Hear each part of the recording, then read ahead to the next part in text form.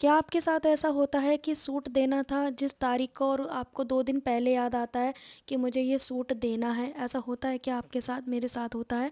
चलिए आज हम बहुत सारी बातें करेंगे। आज मैं सिलने वाली हूँ पैंट और सूट दोनों ही। और मैं आपको बता दूँ कि ये जो पैंट और सूट है सिले इसे मतलब कटे हुए 1 हफ़्ता हो गया। आपके साथ वीडियो भी शेयर की थी मैंने डीप नेक सूट की और पैंट की, आई थिंक याद होगा आप सबको। तो मैंने इन सब की वीडियो शेयर कर दी पर कटे हुए पड़े रहे, सिले नहीं, क्योंकि और जो बीच में अर्जेंट आ जाते हैं वो कपड़े सिल जाते हैं, लेकिन जो कह देते हैं ना कस्टमर आराम से देना, फिर उनका ज़्यादा ही आराम हो जाता है और फिर 2 दिन पहले सडनली याद आता है। आता भी नहीं है याद, कस्टमर खुद फ़ोन करके कहता है कि भाई मेरा सूट बन गया। तो मैंने उन्हें प्रॉमिस किया कि 2 दिन में मिल जाएगा। मिल तो एक ही दिन में जाता पर एक दिन तुरपाई में लगता है ना, जहाँ पे हम तुरपाई करवाते हैं तो वहाँ पे भी टाइम लगता है। तो एक दिन तो वहाँ पे चला जाता है। और सबसे बड़ी मुसीबत, कुछ कपड़े ऐसे हो जाते हैं कि जिसके धागे 8-10 होंगे फिर भी वो मैच नहीं करेंगे। अब आप देख रहे हो ये सेम कलर के कितने सारे धागे हैं, फिर भी नहीं समझ आता। फिर याद आता है हे भगवान कहाँ है तू।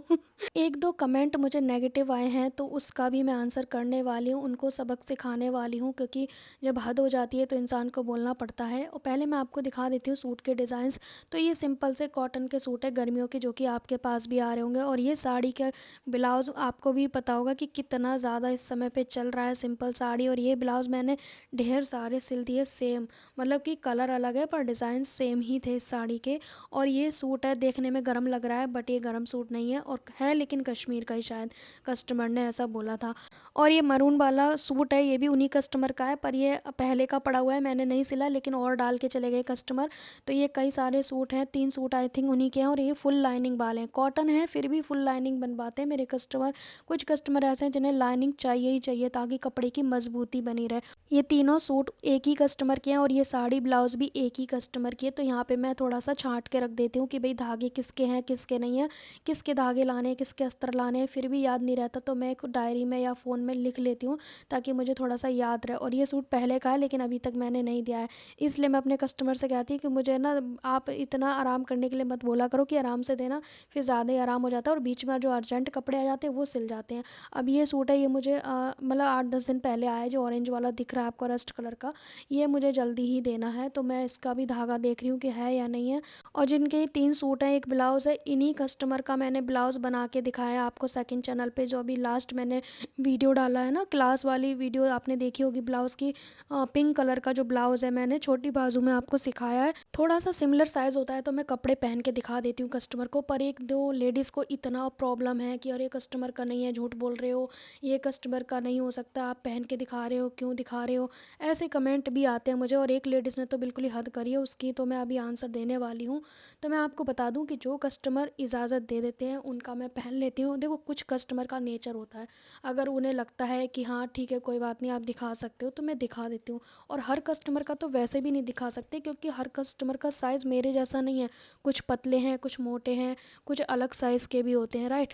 तो अब बात करते हैं उस लेडीज़ के बारे में जिसने मुझे कमेंट किया था। तो वो मैडम का कहना है, पहले तो उन्होंने 3 डार्ट कुर्ती वाले पे कमेंट किया। उनका कहना था कि एक साइड से उठ रहा है ये, तो मैंने कहा ये कस्टमर का है, कस्टमर के साइज़ का है, मेज़रमेंट का है। तो उनका कहना है कि आप झूठ बोल रहे हो, आपका ही सूट है ये। तो एक बात बताओ, मुझे झूठ और सच बोलने से फ़र्क क्या पड़ेगा? अगर मेरे कस्टमर का है तो मैं मेरे कस्टमर का बोलूँगी, मेरा है तो मेरा बोलूँगी।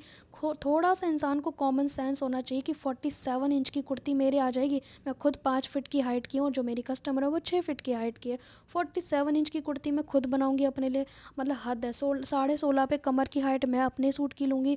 और अगर मेरा होगा तो मैं क्या डरती हूँ आप लोगों से कि मेरा सूट नहीं है ये, कस्टमर का है तो कस्टमर का बोलेंगे, अपना है तो अपना बोलेंगे। कि कस्टमर का कोई पहन के नहीं दिखाता है, भाई मैं दिखाती हूँ। अगर मेरी प्यारी पुरानी ऑडियंस ये वीडियो देख रही है तो आप सब मुझे इसी वीडियो के नीचे कमेंट करना कि मैं शुरू से बोलती आई हूँ कि मैं कस्टमर के कपड़े पहन के दिखा देती हूँ। दिखाने का भी पर्पस बस इतना सा होता है, मुझे ये नहीं है कि मुझे शौक है उनके कपड़े पहनने का, क्योंकि मैंने जो कटिंग स्टिचिंग शेयर किया है वो आपको भरोसा हो जाए कि हाँ ये देखने में, पहनने के बाद ऐसा आएगा, देखने का लुक जो है वो इस तरह का आएगा। बस यही पर्पज़ होता है। और हर कस्टमर का नहीं, जो इजाज़त दे देते हैं और जो मेरे सिमिलर साइज़ के होते हैं उनका कहना है कि आप झूठ बोल रहे हो। तो मुझे इस बात पे गुस्सा आ गया क्योंकि मेरे को ये शब्द ना बर्दाश्त नहीं है बिल्कुल भी, बिल्कुल भी। अब उनका ये भी कहना है कि आप तो बहुत पूजा पाठ करते हो, सत्संग सुनते हो, आपको इस तरह से बोलना चाहिए, OMG ये दीपा जी हैं इस तरह से बात करती हैं। तो मैंने कहा आप झूठा इल्ज़ाम किसी पे भी लगा सकते हो, क्योंकि मैंने ये लिख दिया था उनको कि आप यहाँ क्यों भटक रही हैं। अगर आपको इतनी कमी लग रही है मेरी सिलाई में, मेरे काम में, या कुछ भी मेरा पसंद नहीं आ रहा, तो आप मेरे चैनल से जा सकते हो, किसी ने यहाँ पकड़ के नहीं रखा हुआ है। अब तो आप मुझे कमेंट कर ही नहीं सकते, क्योंकि आपके कमेंट को मैंने ऐसे झाड़ू पोछा की तरह साफ़ किया है कि आप मेरे चैनल पे कभी दिख नहीं सकोगे। वीडियो देख सकते हो बट आप मेरे को कमेंट किसी भी चैनल पे नहीं कर सकते। फिर उसी लेडीज़ ने मुझे सेकंड चैनल पे भी कमेंट किया। मैंने कहा इस लेडीज़ को हर जगह कमी नज़र आ रही है, मतलब इतना डिटेल में एक्सप्लेन करके सिखा रही हूँ, उसकी वैल्यू बिल्कुल भी नहीं है। छोटी सी चीज़ दिख रही है, आप खुद सोचो, अगर किसी का शोल्डर ज़्यादा है तो उसको खिंचाव आएगा ही आएगा। अगर वो सूट कस्टमर का है और मेरे शोल्डर थोड़े चौड़े हैं, हर किसी की बॉडी शेप अलग हो सकती है, चेस्ट साइज़ सेम हो सकता है, पर किसी का शोल्डर और फ्रंट क्रॉस कम और ज़्यादा हो सकता है। तो मेरे ब्रॉड शोल्डर हैं और जो मेरी कस्टमर है उनके शोल्डर ब्रॉड नहीं है, तो पहनने के बाद वो मुझे थोड़ा एक राइट हैंड साइड की तरफ से हल्का सा खिंच रहा था। तो क्योंकि जो ब्रॉड शोल्डर वाला पहनेगा तो उसके ऊपर तो खिंचाव हल्का सा आएगा ही आएगा।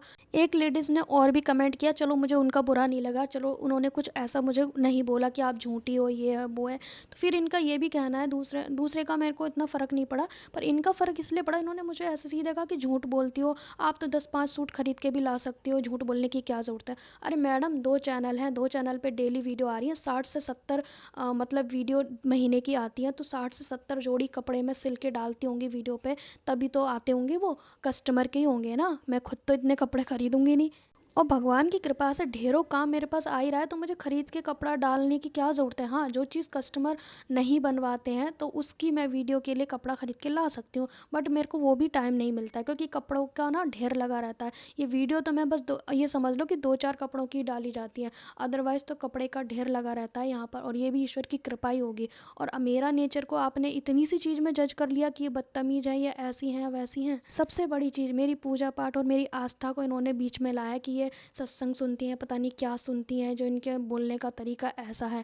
तो एक बात बताओ मैडम, अगर कोई सत्संग सुनता है, पूजा पाठ करता है, तो उसमें ये लिखा होता है कि आप किसी की भी बदतमीजी को सहन करना, कोई आप पर झूठा इल्ज़ाम लगाए उसे भी सहन करना, मुंह बंद करके रखना? क्या उनकी जुबान और कान बहरे हो जाते हैं पूजा पाठ करने वालों को, वो किसी को पलट के जवाब नहीं दे सकते हैं? मतलब हद है, अगर कोई पूजा पाठ सत्संग सुन रहा है तो मतलब वो गूंगा बन के रहे बिल्कुल, आप उसके चप्पल मारो, कुछ भी उल्टा सीधा बोलो, सब सुनता रहे, कोई आंसर ही ना करे, है ना। और आंसर ना करें फिर उसको वो पागल समझो कि अरे इसकी गलती होगी इसलिए इसने आंसर नहीं किया।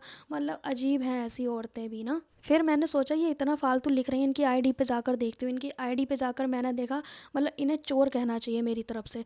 औरों की वीडियो चुरा के अपने चैनल पे डाली हुई है, औरों के थंबनेल चुरा के अपने चैनल पे डाले हुए हैं।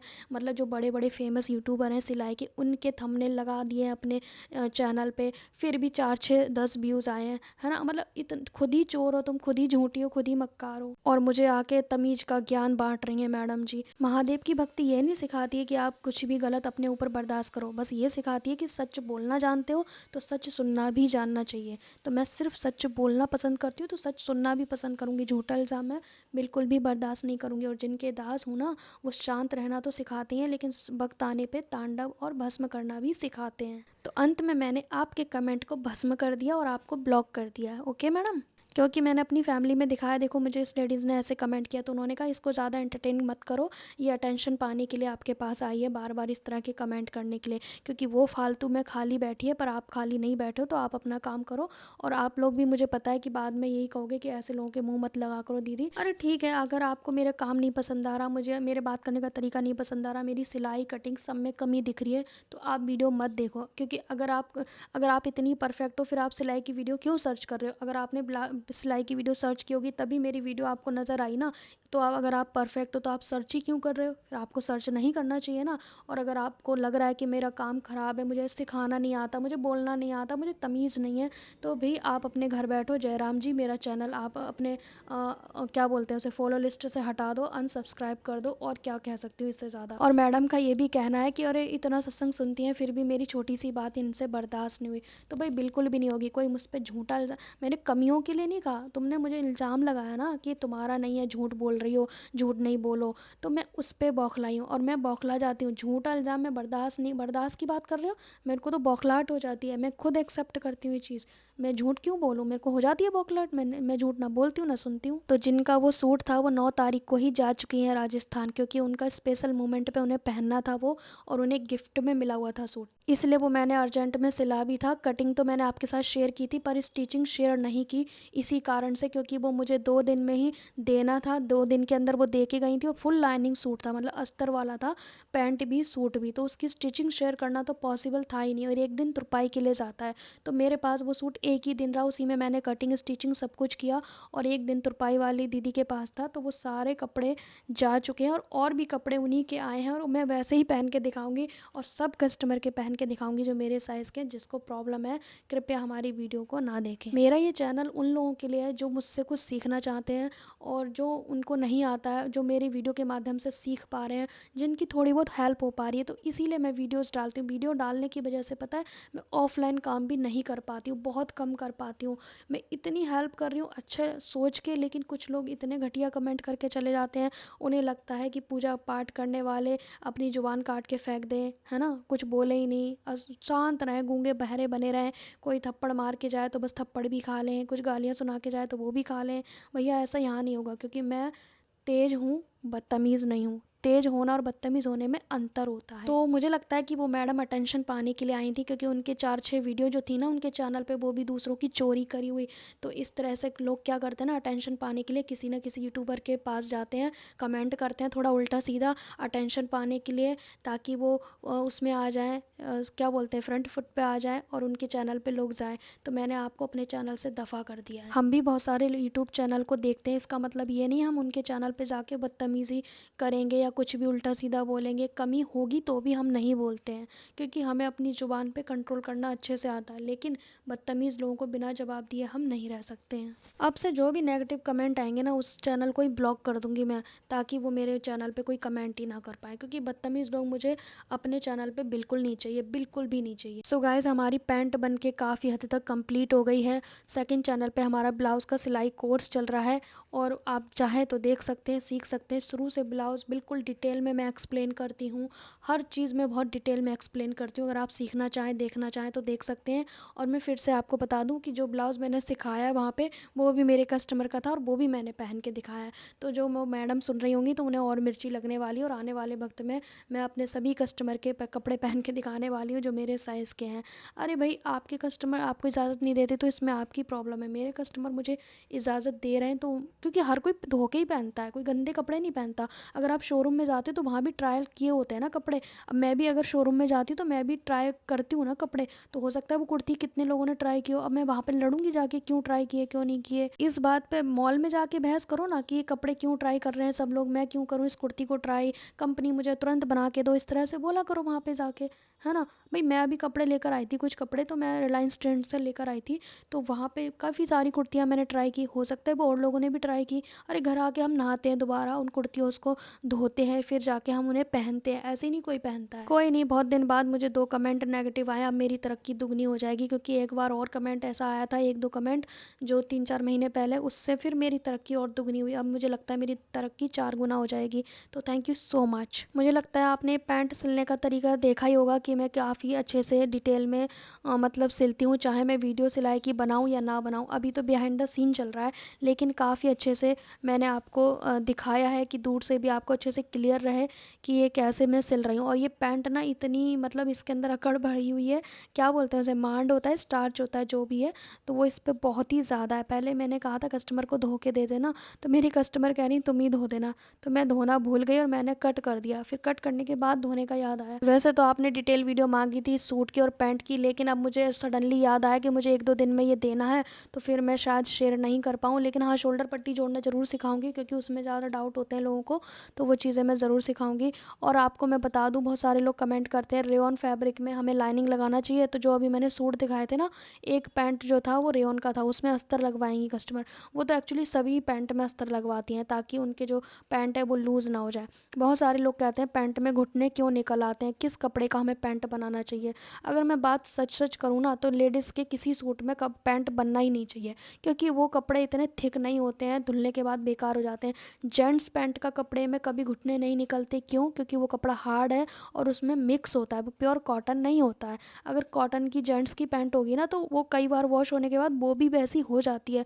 तो पता है क्या, हम नकल तो कर लेते हैं जेंट्स टेलर की पैंट की, कटिंग स्टिचिंग की, सब कुछ कर लेते हैं, लेकिन ये नहीं देखते हैं कि उनका तरीका क्या है सिलने का, कटिंग करने का, उनके कपड़े का तरीका क्या है, कपड़ा किस तरह का है, किस तरह की थिकनेस है उसमें।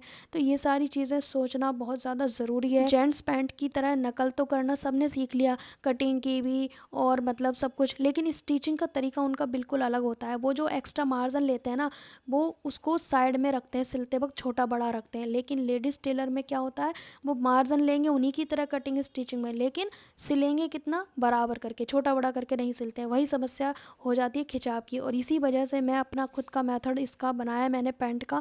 ये मेथड जो है सबको अलग लगता है, डिफरेंट लगता है, क्योंकि इस पैंट की कटिंग और स्टिचिंग मैंने अपने दिमाग से, अपने एक्सपीरियंस से ये मेथड बनाया है। और मैं 5-6 साल से इस तरह की ही वीडियो डाल रही हूँ इसी मेथड से, क्योंकि मेरा एक सेकंड चैनल है जिसमें मैं 5 साल से यूट्यूबर हूँ। तो वहाँ पे जाके भी आप देख सकते हैं कि ये मेरा कितना पुराना मेथड है, क्योंकि एक लेडीज़ ने मेरी ही नकल, मेरी ही कॉपी करके अपने चैनल पे वीडियो डाली और कहना है कि पैंट का कटिंग का मेथड ये मेरा है, इससे अच्छा बनता है पैंट।